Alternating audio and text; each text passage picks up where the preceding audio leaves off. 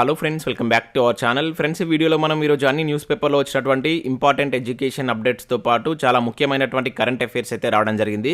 So వాటన్నిటి గురించి one by one ఈ వీడియోలో అయితే చూద్దాం. సో వీడియో చూస్తున్న ప్రతి ఒక్కరు వీడియోని ఖచ్చితంగా లైక్ చేయండి. డైలీ 1 to 2 hours వర్క్ చేసి దాదాపు 8 న్యూస్ పేపర్ చదివి మీకు ఇన్ఫర్మేషన్ అయితే అందించడం జరుగుతుంది. చాలా మంది చూస్తున్నారు కానీ లైక్ చేయట్లేదు. ఖచ్చితంగా లైక్ చేయండి. సో ఈ వీడియోకి అయితే నేను 1000 లైక్స్ ఎక్స్పెక్ట్ చేస్తున్నాను. సో ఇది ఎవరికైతే యూజ్ ఉంటుందో వారికి షేర్ చేయండి. అదేవిధంగా సబ్స్క్రైబ్ చేసుకొని చూడండి. రెగ్యులర్గా మీకు జాబ్ అప్డేట్స్ అంతాయి. మన ఛానల్కి సంబంధించినటువంటి టెలిగ్రామ్ గ్రూప్లో కూడా జాయిన్ కాండి. సో దాంట్లో కూడా రెగ్యులర్గా జాబ్ అప్డేట్ షేర్ చేస్తున్నాను. మీకు చాలా యూజ్ ఉంటుంది. ఆ గ్రూప్లో కంపల్సరీ జాయిన్ కాండి.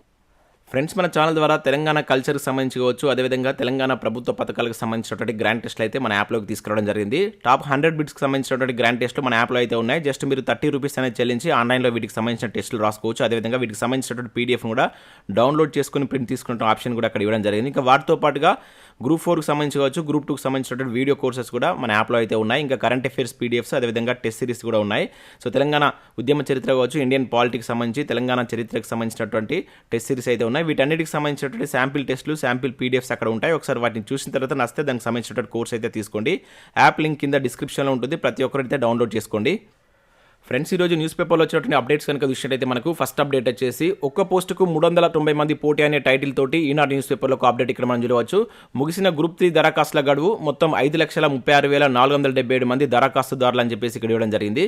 సో ఇక్కడ ఇన్ఫర్మేషన్ కనుక చూసినట్టయితే మనకు రాష్ట్రంలో గ్రూప్ 3 సర్వీసుల పోస్టులకు సగటున 390 మంది చొప్పున పోటీ పడనున్నారు. సో గ్రూప్ 3 దరఖాస్తుల గడువు గురువారం సాయంత్రం 5 గంటలకు ముగిసింది. సో మొత్తం 1375 పోస్టులకు గడువు ముగిసే సమయానికి 5,36,477 మంది దరఖాస్తు చేసుకున్నారని చెప్పేసి ఇక్కడ మనకు TSPSC అయితే వెల్లడించింది. సో ఈ పోస్టులకు జనవరి 24 నుంచి ఆన్లైన్లో దరఖాస్తుల స్వీకరణ మొదలు కాగా చివరి 3 రోజుల్లోనే 90,147 మంది దరఖాస్తు చేసుకున్నట్లయితే ఇక్కడ ఇవ్వడం జరిగింది. సో చివరి 24 గంటల్లో 58,000 మంది దరఖాస్తు చేసుకున్నట్లయితే ఇక్కడ ఇచ్చారు. సో దరఖాస్తు గడువు ముగియడంతో TSPSC వెబ్సైట్ నుంచి దానికి సంబంధించిన లింకును తొలగించారని చెప్పేసి ఇక్కడ ఇవ్వడం జరిగింది. సో ఇక్కడ చూసినట్లయితే గ్రూప్ 2 సగటు కంటే తక్కువ పోటీ అని చెప్పేసి ఇక్కడ ఇవ్వడం జరిగింది. సో గ్రూప్ 3 ఉద్యోగాలకు సగటున ఒక్కో పోస్టుకు పోటీ పడుతున్నటువంటి ఉద్యోగార్థుల సంఖ్య గ్రూప్ 2 కంటే తక్కువగా ఉంది. సో గ్రూప్ 2 సర్వీసులకు మనకి ఇక్కడ చూసినట్లయితే సగటున ఒక పోస్టుకు 705 మంది పోటీ పడుతుంటే సో గ్రూప్ 3కి సంబంధించిన చూసినట్లయితే 390గా నమోదైంది. అదేవిధంగా మనకు తెలంగాణలో తొలి గ్రూప్ 1 ప్రిలిమినరీ పరీక్షకు సంబంధించినట్లు చూసినట్లయితే 756 మంది అయితే పోటీ పడ్డారు. అదేవిధంగా గ్రూప్స్ ఉద్యోగాల్లో రాష్ట్ర స్థాయి సగటు దరఖాస్తులు పరిశీలిస్తున్నట్లయితే మనకు అత్యల్పంగా గ్రూప్ 4 పోస్టులకు 116గా అయితే వెల్లడైంది. సో ఓవరాల్గా మనకు ఇక్కడ గ్రూప్స్ సంబంధించిన విషయాలైతే తక్కువగా మనకు గ్రూప్ 4కు ఒక సగటున ఒక పోస్టు కాంపిటీషన్ విషయాలైతే గ్రూప్ 4కు తక్కువ ఉన్నట్లయితే ఇచ్చారు. ఇక్కడ 116 మంది. తర్వాత మనకు గ్రూప్ 1 ప్రిలిమ్స్కి వచ్చేసి 756 మంది పోటీ పడ్డారని ఇచ్చారు. అదేవిధంగా గ్రూప్ 2కు 705, గ్రూప్ 3కి వచ్చేసి 390గా నమోదైనట్లయితే ఇక్కడ ఇవ్వడం జరిగింది. ఇక్కడ చూసినట్లయితే త్వరలోనే గ్రూప్ 2, గ్రూప్ 3 పరీక్షా తేదీలు ఖరారంటూ కూడా ఇవ్వడం జరిగింది. సో గ్రూప్ 2, గ్రూప్ 3 పోస్టులకు దరఖాస్తులు గడువు ముగియడంతో త్వరలో పరీక్షా తేదీలు ఖరారు చేయనున్నట్లు TSPSC నిర్ణయించింది. సో గ్రూప్ 2, గ్రూప్ 3 పరీక్షల తేదీలపై సమావేశమై ఒకేసారి వివరాలు వెల్లడించాలని కమిషన్ భావిస్తుంది. సో ఈ మేరకు ఇప్పటికే ఖరారైనటువంటి పోటీ పరీక్షల షెడ్యూల్ను పరిశీలిస్తుంది. సో పరీక్షా తేదీ వివరాలను త్వరలో వెల్లడిస్తామని చెప్పేసి కమిషన్ వర్గాలు తెలిపాయంటూ కూడా ఇక్కడ మనకు ఈనాడు న్యూస్ పేపర్లో ఒక న్యూస్ అయితే చూడవచ్చు. సో నెక్స్ట్ ఇక్కడ నమస్తే తెలంగాణలో ఇచ్చినటువంటి న్యూస్ కనుక చూసినట్లయితే సో గ్రూప్ 3కి 5,36,477 దరఖాస్తులు లాంటి ఇక్కడ చూడవచ్చు. ఒక పోస్టుకు 390 మంది పోటీ. చివరి 2 రోజుల్లో భారీగా అప్లికేషన్లు, తప్పిదాలు చేస్తూ సవరణకు అభ్యర్థన. సో ముందే చేస్తే ఇబ్బందులు ఉండవు, అభ్యర్థులకు TSPSC సూచన అని చెప్పేసి ఇక్కడ ఇవ్వడం జరిగింది. సో దీనిలో ఇక్కడ మనకు మెయిన్గా ఏమి ఇచ్చారంటే చాలా మంది చివరి నిమిషం వరకు చూసి అప్లై చేస్తున్నారు. దానివల్ల చాలా మిస్టేక్స్ కూడా చేస్తున్నారు. సో హడావిడిలో తప్పిదాలు చేస్తున్నారు అంటూ కూడా ఇక్కడ ఇవ్వడం జరిగింది. సో దానికి సంబంధించి ఇక్కడ మనకు TSPSC చైర్మన్ కూడా మాట్లాడడం జరిగింది. సో వీలైనంత వరకు నోటిఫికేషన్ ఇచ్చిన వెంటనే దరఖాస్తు చేసుకోవాలని చెప్పేసి సూచించడం జరిగింది. కానీ చివరి నిమిషంలో అప్లికేషన్లు ఎక్కువగా వస్తున్నాయి. దీనివల్ల అభ్యర్థులు టెక్నికల్గా తప్పులు చేస్తున్నారు. సో ఆల్ టికెట్లు సైతం చివరి 2 రోజుల్లోనే ఎక్కువగా డౌన్లోడ్ చేసుకుంటున్నారు. దీనివల్ల అభ్యర్థులు మానసికంగా ఆందోళనకు గురి అయ్యేటువంటి ప్రమాదం ఉంది. అందుకే హాల్ టికెట్లు ముందే డౌన్లోడ్ చేసుకోవాలని అభ్యర్థులను అలర్ట్ చేస్తున్నాం. సో అభ్యర్థులు సకాలంలో దరఖాస్తు చేసుకోవాలి. చివరి క్షణంలో హైరాణ పడకుండా ముందుగానే హాల్ టికెట్ డౌన్లోడ్ చేసుకోవాలని చెప్పేసి మనకి ఇక్కడ TSPSC అయితే సూచించడం జరుగుతుంది. సో ఇటువంటి మిస్టేక్స్ చేయకండి. నోటిఫికేషన్ వచ్చినాక 1 or 2 వీక్స్లోనే మీరు అప్లై చేసుకునే ప్రయత్నం చేయండి. అదేవిధంగా హాల్ టికెట్స్ కూడా త్వరగా డౌన్లోడ్ చేసుకునేటువంటి ప్రయత్నం చేయండి. సో నెక్స్ట్ విషయంలో ఇక్కడ మనకు నమస్తే తెలంగాణలో గురుకులకు సంబంధించి ఒక అప్డేట్ అయితే చూడవచ్చు. సో గురుకులాల్లో 11,687 పోస్టులు గుర్తింపు అని చెప్పేసి ఇవ్వడం జరిగింది. MLC ఎన్నికల కోడ్ ముగియగానే నోటిఫికేషన్, భర్తీ ప్రక్రియకు ట్రిబ్ సమయాత్వం అని చెప్పేసి ఇక్కడ ఇవ్వడం జరిగింది. సో ఇన్ఫర్మేషన్ కనుక విషయంలో మనకు రాష్ట్రంలో ఉద్యోగాల భర్తీ ప్రక్రియ పెద్ద ఎత్తున కొనసాగుతుంది. సో దానిలో భాగంగా త్వరలో గురుకుల పాఠశాలలో భారీ ఎత్తున ఖాళీల నియామకానికి ప్రభుత్వం చర్యలు చేపట్టింది. సో ఇప్పటికే నోటిఫికేషన్ జారీ చేసే దిశగా Telangana residential education institute recruitment board ముమ్మర కసరత్తు చేస్తుంది. సో పరీక్ష నిర్వహణకు సంబంధించినటువంటి ప్రణాళికను రూపొందించడంలో నిమగ్నమైంది. So BC, SC, ST, minority శాఖలు తమ గురుకులాల్లో ఖాళీలను అయితే గుర్తించగా మొత్తం 9,096 పోస్టులకు ప్రతిపాదనలు పంపగా దానికి సంబంధించి అయితే ప్రభుత్వం ఇక్కడ అనుమతులు అయితే ఇచ్చినట్టు ఇవ్వడం జరిగింది. సో ప్రభుత్వం అదనంగా మళ్ళీ మనకు బీసీ గురుకులాలు ఏవైతే 33 బీసీ గురుకులాలు కావచ్చు, అదేవిధంగా 15 గురుకుల డిగ్రీ కళాశాలలు మంజూరు చేసింది. సో వాటికి సంబంధించి కూడా 2,591 పోస్టులకు ఆర్థిక శాఖ ఆమోదం ఇచ్చింది. సో దీంతో ఓవరాల్గా మనకు గురుకులాల్లో 11,687 పోస్టులను అయితే గుర్తించారు. సో వాటిలో మనకు లెక్చరర్ కావచ్చు, ప్రిన్సిపల్ తదితర పోస్టులను ట్రిప్ ద్వారా భర్తీ చేయనున్నట్లు నిర్ణయించారు. సో నోటిఫికేషన్ల విడుదల మొదలు పరీక్షా తేదీలు ఖరారు వరకు అనుసరించవలసినటువంటి ప్రణాళికను ట్రిప్ రూపొందిస్తుందని చెప్పేసి ఇక్కడ ఇవ్వడం జరిగింది. అయితే ఇక్కడ విషయం అయితే మనకు తొలుతగా లెక్చరర్ పోస్టులకు నోటిఫికేషన్ అయితే వెలువడనుంది. సో తొలుతగా డిగ్రీ, జూనియర్ కళాశాలలో లెక్చరర్ పోస్టుల భర్తీని చేపట్టాలని చెప్పేసి భావిస్తున్నారు. తర్వాత ప్రిన్సిపల్ పోస్టులకు, ఆపై పీజీటీ, టీజీటీ, తద్వారా జూనియర్ అసిస్టెంట్, అదేవిధంగా junior art and craft, staff nurse పోస్టులకు ప్రణాళిక రూపొందిస్తుంది. సో ఇప్పటికే రోస్టర్ ప్రాతిపదికన ఆయా పోస్టుల రిజర్వేషన్ ప్రక్రియ అయితే పూర్తి చేసింది. సో ఎమ్మెల్సీ ఎన్నికల కోడ్ ముగిసిన వెంటనే ఆయా పోస్టుల భర్తీకి వరుసగా నోటిఫికేషన్లు జారీ చేసేందుకు ట్రిప్ సిద్ధంగా ఉందని చెప్పేసి మనకు గురుకులకు సంబంధించిన అప్డేట్ అయితే రావడం జరిగింది. గత 1 వీక్ నుంచి మనం దీనికి సంబంధించి అయితే అప్డేట్స్ అయితే చూస్తున్నాం. సో ఎమ్మెల్సీ ఎన్నికలు అయిపోయినాకనే వీటికి సంబంధించిన నోటిఫికేషన్ జారీ చేసేందుకు సిద్ధంగా ఉన్నట్లయితే ఇక్కడైతే ఒక అప్డేట్ మనం నమస్తే తెలంగాణలో చూడవచ్చు. సో నెక్స్ట్ విషయం అయితే కొలువులకు కొండంత పోటీ అని చెప్పేసి ఆంధ్రజ్యోతిలో కూడా ఒక అప్డేట్ అయితే రావడం జరిగింది. గ్రూప్స్ ఉద్యోగాలకు దరఖాస్తుల విలువ పోస్టులు 10,000, అప్లికేషన్లు 24 లక్షలు అని చెప్పేసి ఇక్కడ చూడవచ్చు. సో చివరి గంటల్లో భారీగా వస్తున్నటువంటి అర్జీలు, ముగిసినటువంటి గ్రూప్ 3 దరఖాస్తుల గడువు 5,36,477 మంది అభ్యర్థుల అప్లికేషన్స్ అని చెప్పేసి ఇక్కడ ఇవ్వడం జరిగింది. ఇక్కడ ఏంటంటే ఓవరాల్గా మనకు తెలంగాణలో రిలీజ్ అయినటువంటి గ్రూప్ 1 నుంచి మొదలు చేస్తే గ్రూప్ 4 వరకు దాదాపు 24 లక్షల మంది అప్లై చేసుకున్నట్టయితే ఇక్కడ ఇవ్వడం జరిగింది. సో ఇక్కడ మనకు గ్రూప్ 1కి వచ్చేసి 503 పోస్టులకు 3,80,000 మంది, అండ్ గ్రూప్ 2కి వచ్చేసి 783 పోస్టులకు 5,51,000 మంది, అదేవిధంగా గ్రూప్ 3కి వచ్చేసి 1,365 పోస్టులకు 5,36,000 మంది, అండ్ గ్రూప్ 4కి వచ్చేసి 9,51,000. టోటల్గా మనకు గ్రూప్స్ ఉద్యోగాలకు సంబంధించి 24 లక్షల అప్లికేషన్లు వచ్చినట్లు ఇక్కడ మనం ఆంధ్రజ్యోతి న్యూస్ పేపర్లో అయితే ఒక అప్డేట్ చూడవచ్చు. సో నెక్స్ట్ మరొక అప్డేట్ విషయం అయితే ఈనాడు న్యూస్ పేపర్లో మొదట్లో నిదానం, చివరి క్షణమే ప్రధానం, ఆఖరి 2 రోజుల్లోనే అధిక దరఖాస్తులు TSPSC వెళ్ళని చెప్పేసి మరొకసారి ఇక్కడ ఇవ్వడం జరిగింది. ఇంతకుముందు మనం చూసాం చాలా మంది లేట్ చేస్తూ అప్లికేషన్ అయితే చేస్తున్నారు. సో మొదటగా అప్లై చేసుకోండి అని చెప్పేసి అయితే ఇక్కడ TSPSC అయితే సూచిస్తుంది. దానికి సంబంధించి ఈరోజు మనకు చాలా న్యూస్ పేపర్లో అప్డేట్స్ అయితే వచ్చాయి. మరొక న్యూస్ పేపర్లో కూడా ఆఖరి నిమిషంలో హడావుడి, ప్రభుత్వ ఉద్యోగ అభ్యర్థుల్లో తాచార వైఖరి, సో దరఖాస్తుల సమర్పణ, హాల్ టికెట్ డౌన్లోడింగ్లోనూ జాప్యమే, TSPSC విశ్లేషణలో వెల్లడి అని చెప్పేసి ఇక్కడ ఇవ్వడం జరిగింది. సో ఇలా చేయకుండా మీరు నోటిఫికేషన్ వచ్చిన వెంటనే వితిన్ 2 వీక్స్ లోపలే అప్లై చేసుకున్నటువంటి ప్రయత్నం చేయండి. మీరు లాస్ట్ నిమిషం వరకు చూడడం వల్ల సో అప్లికేషన్ చేస్తున్నప్పుడు కూడా చాలా మంది మిస్టేక్ చేస్తున్నారు, తర్వాత మళ్ళీ ఎడిట్ ఆప్షన్ కోసం అయితే అడుగుతున్నారు. సో అటువంటి చేయకండి. అదేవిధంగా హాల్ టికెట్ విషయంలో కూడా సో త్వరగా డౌన్లోడ్ చేసుకుని పెట్టుకోండి. సో తర్వాత ఏదైనా టెక్నికల్ ప్రాబ్లం వస్తే మీరు ఇబ్బంది పడవలసి అయితే వస్తుంది. సో నెక్స్ట్ విషయం అయితే 2 నుంచి TSLPRB డ్రైవింగ్ పరీక్షలు అని చెప్పేసి ఇక్కడ ఒక అప్డేట్ చూడవచ్చు. సో తెలంగాణ రాష్ట్ర స్థాయి పోలీస్ నియామక మండలి TSLPRB ఆధ్వర్యంలో నియామక ప్రక్రియ చురుగ్గా సాగుతుంది. సో వచ్చే నెల 2 నుంచి డ్రైవింగ్, మెకానిక్ ట్రేడ్ పరీక్షలు నిర్వహించనున్నారు.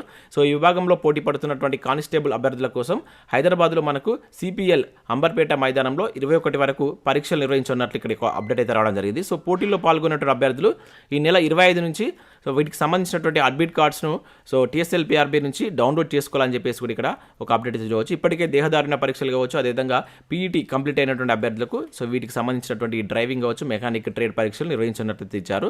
అభ్యర్థులు తమ వెంట ఎలాంటి అనవసరమైనటువంటి వస్తువులు మైదానంలోకి తీసుకురావద్దని చెప్పేసి కూడా మనకు మండలి అయితే సూచిస్తుంది. సో ఎవరైతే దీనికి సంబంధించి అప్లై చేసిన అభ్యర్థులు ఉంటారో దానికి సంబంధించి ఒకసారి అయితే చెక్ చేసుకోండి. సో నెక్స్ట్ విషయంలో అయితే దరఖాస్తుల ఆహ్వానం అంటే ఇక్కడ చూడవచ్చు. ఇక్కడ విషయం అయితే మనకు Karimnagar SRR arts and science కళాశాలలో ఖాళీగా ఉన్నటువంటి అతిథి అధ్యాపకుల పోస్టులకు అర్హులైనటువంటి వారు దరఖాస్తు చేసుకోవాలని చెప్పేసి ఒక పేపర్ ప్రకటన అయితే ఇక్కడ ఇచ్చారు. సో ఇక్కడ విషయం అయితే తెలుగుకు సంబంధించి 2 వేకెన్సీస్ ఉన్నాయి. కామర్స్ 1, అదేవిధంగా BCAలో 1, డేటా సైన్స్ 1 పోస్టులు ఖాళీగా ఉన్నట్లు పేర్కొన్నారు. సో పోస్ట్ గ్రాడ్యుయేట్లో 50% మార్కులు, అదేవిధంగా సెట్, అదేవిధంగా PhD ఇటువంటి కనుక ఉన్నట్లయితే మీకు కొంత వెయిటేజ్ ఇస్తారని చెప్పేసి ఇక్కడ మెన్షన్ చేశారు. సో ఆసక్తి గల అభ్యర్థులు ఈ నెల 25న SRR కళాశాలలో ఒరిజినల్ సర్టిఫికేట్స్తో ఉదయం 10 గంటలకు ఇంటర్వ్యూకు హాజరు కావాలని చెప్పేసి ఇవ్వడం జరిగింది. సో ఎవరైనా కరీంనగర్ జిల్లాకు సంబంధించిన అభ్యర్థులు ఉంటే సో ఇంట్రెస్ట్ ఉంటే వీటికైతే వెళ్ళి హాజరు కాండి. సో నెక్స్ట్ విషయం అయితే ఇక్కడ మనకు 25, 26న మెగా జాబ్ మేళా అంటూ చూడవచ్చు. సో ఇక్కడ మనకు JNTUలో మనకు JNTUH ఆధ్వర్యంలో ఈ నెల 25, 26 తేదీల మెగా జాబ్ మేళా నిర్వహిస్తున్నట్లు ఇక్కడ ఒక అప్డేట్ అయితే మనకు రావడం జరిగింది. సో ఈ జాబ్ మేళాలో 262 కంపెనీలు అయితే పాల్గొనున్నాయి. సో బీటెక్ కావచ్చు, ITI, diploma, 10th, inter, degree, pharma చేసినటువంటి అభ్యర్థులు వీటిలో పాల్గొనవచ్చు. సో మీకు పూర్తి వివరాల కోసం ఇక్కడ JNTU వెబ్సైట్ లింక్ అయితే ఇచ్చారు. సో ఈ వెబ్సైట్కి వెళ్ళి చూసి ఇంట్రెస్ట్ ఉన్నటువంటి అభ్యర్థులు వీటికి వెళ్ళేటువంటి ప్రయత్నం అయితే చేయండి. సో ఇవి మనకు వివిధ న్యూస్ పేపర్లో వచ్చినటువంటి ముఖ్యమైనటువంటి education updates. Next current affairs చూద్దాం. చాలా ముఖ్యమైనటువంటి కరెంట్ అఫైర్స్ అయితే రావడం జరిగింది. స్కిప్ చేయకుండా చూడండి. చూసే ప్రతి ఒక్కరు ఖచ్చితంగా లైక్ చేయండి. ఒకే వీడియోలో మీకు ఎడ్యుకేషన్ అప్డేట్స్ అదేవిధంగా కరెంట్ అఫైర్స్ అయితే కలిపి అందించడం జరుగుతుంది. సో ఫస్ట్ కరెంట్ అఫైర్ కనుక చూసినట్లయితే ప్రపంచ బ్యాంక్ అధ్యక్ష పదవికి అజయ్ బంగా అంటూ ఇక్కడ ఒక ఇంపార్టెంట్ కరెంట్ అఫైర్ అయితే చూడవచ్చు. నామినేట్ చేసినటువంటి అమెరికా అధ్యక్షుడు బైడెన్ అని చెప్పేసి ఇక్కడ ఇవ్వడం జరిగింది. సో మనకు ప్రపంచ బ్యాంక్ అధ్యక్ష పదవికి భారత సంతతి వ్యక్తి అజయ్ బంగాను అమెరికా అధ్యక్షుడు జో బైడెన్ నామినేట్ చేశారు. సో ఈ మేరకు గురువారం ఓ ప్రకటనలో వెల్లడించారు. సో అజయ్కి ప్రపంచ సవాళ్లను ఎదుర్కొనేటువంటి సమర్థత ఉందని చెప్పేసి దానిలో మనకైతే మెన్షన్ చేయడం జరిగింది. సో ప్రస్తుత అధ్యక్షుడు అక్కడ మనకు ఎవరున్నారంటే డేవిడ్ మాల్పాస్. సో ఈ ఏడాది జూన్లో పదవి నుంచి దిగేందుకు యోచిస్తున్నటువంటి తరుణంలో సో బైడెన్ అజయ్ పేరును అయితే ప్రతిపాదించడం జరిగింది. సో అజయ్ ప్రస్తుతం జనరల్ అట్లాంటిక్ సంస్థకు ఉపాధ్యక్షుడు అయితే ఉన్నారు. సో ప్రపంచ బ్యాంకు అధ్యక్ష పదవికి నామినేట్ అయినటువంటి తొలి భారత సంతతి వ్యక్తి ఈయనే కావడం విశేషం అని చెప్పేసి ఇక్కడ చూడవచ్చు. సో భారత్లో పూణేలో జన్మించాడు ఇతను. సో ఢిల్లీలో ఉన్నటువంటి సెయింట్ స్టీఫెన్ కళాశాల నుంచి ఆర్థిక శాస్త్రంలో డిగ్రీ చేశారు. 1996లో అమెరికాకి అయితే వలస వెళ్ళడం జరిగింది.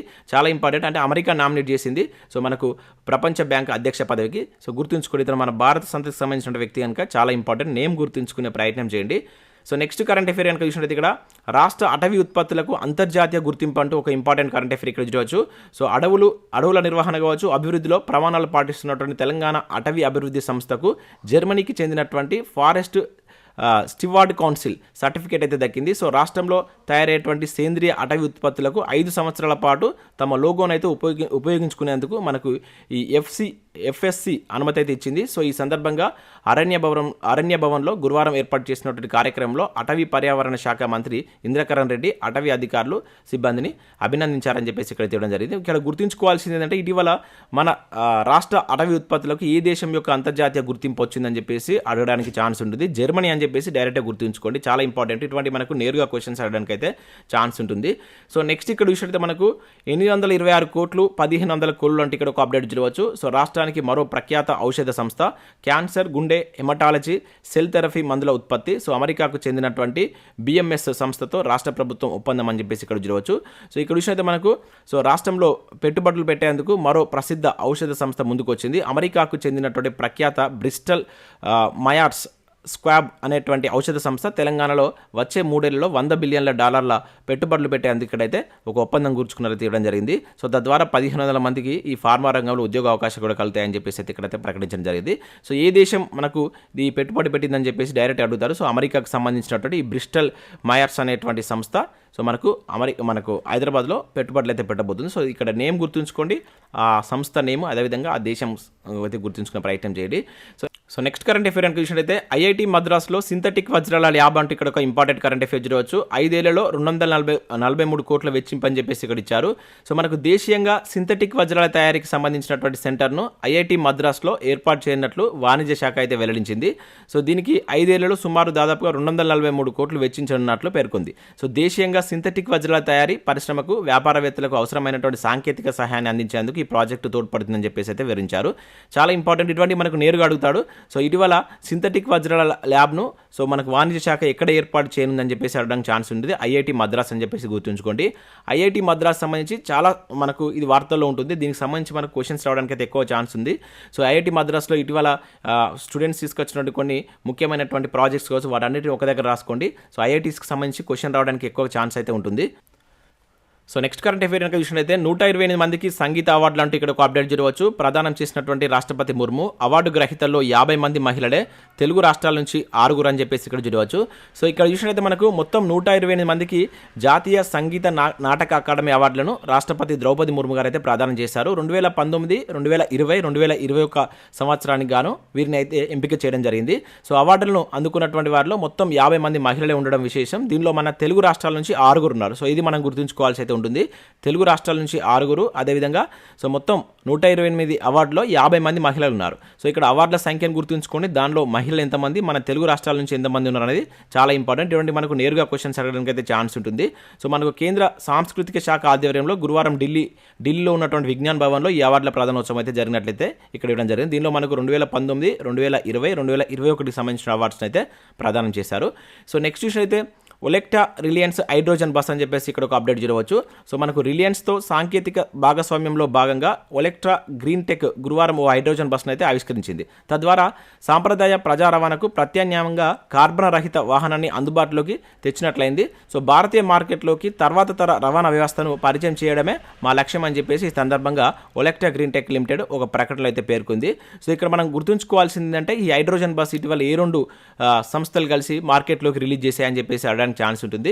ఇక్కడ ఒలెక్టా అండ్ రిలయన్స్ అని చెప్పేసి గుర్తుంచుకోండి. ఇటువంటికి అంటే మనకు ఈ కార్బన్ రహిత ఉద్గారాలు ఉండేటువంటి వెహికల్స్ కావచ్చు, ఇంకా ఇతరత్ర విషయాలకు సంబంధించి మనకి ఇటీవల వార్తల్లో ఎక్కువగా ఉంటున్నాయి. సో వీటన్నిటిని ఒక దగ్గర లింక్ చేసుకోండి. వీటి మీద ఒక క్వశ్చన్ రావడానికి అయితే ఛాన్స్ ఉంటుంది మనకు రానున్నటువంటి పోటీ పరీక్షలో. ఎక్కువగా మనకు ఇటీవల జరిగినటువంటి COP20 సదస్సు కావచ్చు, అదేవిధంగా COP15 సదస్సులో కూడా వీటి గురించి ఎక్కువగా చర్చించడం జరిగింది. వాటి మీద కొంచెం ఫోకస్ చేయండి. సో నెక్స్ట్ విషయం అయితే ఇక్కడ డాక్టర్ బాలసుబ్రహ్మణ్యన్కు genome valley life time achievement award అని చెప్పేసి ఇక్కడ చూడవచ్చు. మనం 2 days బ్యాక్ కూడా దీనికి సంబంధించి ఒక అప్డేట్ అయితే చూసాం. సో ఈ రోజు అయితే మనకి ఇక్కడ అవార్డు ప్రదానం చేసినట్లయితే అప్డేట్ రావడం జరిగింది. So genome valley life time achievement అవార్డుకు మనకు CCMB మాజీ డైరెక్టర్ బాలసుబ్రహ్మణ్యన్ అయితే ఎంపికయ్యారు. సో బయో ఏషియా సందర్భంలో మనకి ఏదైతే ఈ రోజు నుంచి జరుగుతున్నటువంటి ఈ బయో ఏషియా సదస్సు నేపథ్యంలో నేను ఒక మీటింగ్ అయితే కండక్ట్ చేశారు. దానిలో ఈ అవార్డు అయితే ప్రదానం చేసినట్టు ఇక్కడ ఒక అప్డేట్ అయితే రావడం జరిగింది. డైరెక్ట్గా అవార్డు నేమ్ గుర్తుంచుకోండి, ఇది ఎవరికి వచ్చింది అనేది గుర్తుంచుకునే ప్రయత్నం చేయండి. సో నెక్స్ట్ విషయం అయితే ఇక్కడ బయోవారధి బీహబ్ అనే టైటిల్ తోటి ఒక ఇంపార్టెంట్ కరెంట్ అఫేర్ చూడవచ్చు. సో ఇక్కడ బయోఫార్మా స్టార్టప్ల కోసం ప్రత్యేక ఫెసిలిటీ అని చెప్పేసి ఇవ్వడం జరిగింది. సో జీనోమ్ వ్యాలీలో నిర్మాణం దేశంలోనే మొదటిసారిగా తెలంగాణలో అందుబాటులోకి అత్యాధునిక ల్యాబొరేటరీలు అని చెప్పేసి ఇక్కడ ఇవ్వడం జరిగింది. సో మనకి ఇక్కడ చూసినట్లయితే ఐటీ రంగంలో నైపుణ్యం గల వారు స్టార్టప్లు ఏర్పాటు చేసి తీర్చిదిద్దేటువంటి టీహబ్ తరహాలోనే మనకు ఈ లైఫ్ సైన్స్ రంగంలో కూడా కొత్త ఆవిష్కరణలు చేయాలని తప్పించేటువంటి యువతకు తోడ్పడేందుకు వీలుగా మనకు రాష్ట్ర ప్రభుత్వం బయోఫార్మా హబ్ను అయితే ఏర్పాటు చేస్తుంది. సో జీనోమ్ వ్యాలీలో నిర్మిస్తున్నట్లు ఇక్కడైతే మనకి ఇవ్వడం జరిగింది. సో దీన్ని మనం బీ హబ్ అని చెప్పేసి పిలుస్తున్నారని చెప్పేసి ఇచ్చారు. సో ఇది ఐటీ పరిశ్రమల శాఖ మంత్రి కేటీఆర్ ఆలోచన నుంచి పుట్టిందని చెప్పేసి ఇవ్వడం జరిగింది. సో మనకు ప్రపంచం మొత్తం ఇప్పుడైతే బయోఫార్మాస్యూటికల్స్ రంగం అయితే చూస్తుంది. ఈ నేపథ్యంలో మనకు జీనోమ్ వ్యాలీలో మన హైదరాబాద్లో ఉన్నటువంటి జీనోమ్ వ్యాలీలో ఈ బీ హబ్ని అయితే మన ప్రభుత్వం అయితే ఏర్పాటు చేయబోతున్నట్టు ఇక్కడ ఒక అప్డేట్ అయితే రావడం జరిగింది. సో నేరుగా అడుగుతాడు బీ హబ్ ఇటీవల ఎక్కడ తెలంగాణ ప్రభుత్వం ఏర్పాటు చేయనుందని చెప్పేసి అడగడానికి ఛాన్స్ ఉంటుంది. సో మనకు జీనోమ్ వ్యాలీ అని చెప్పేసి గుర్తుంచుకోండి. సో ఇవి మనకు వివిధ న్యూస్ పేపర్లో వచ్చినటువంటి ఇంపార్టెంట్ ఎడ్యుకేషన్ అప్డేట్స్, అదేవిధంగా కరెంట్ అఫేర్స్. సో వీడియో నచ్చినట్లయితే లైక్ చేసి మీ మిత్రులకైతే షేర్ చేయండి. Thanks for watching. Thank you everyone.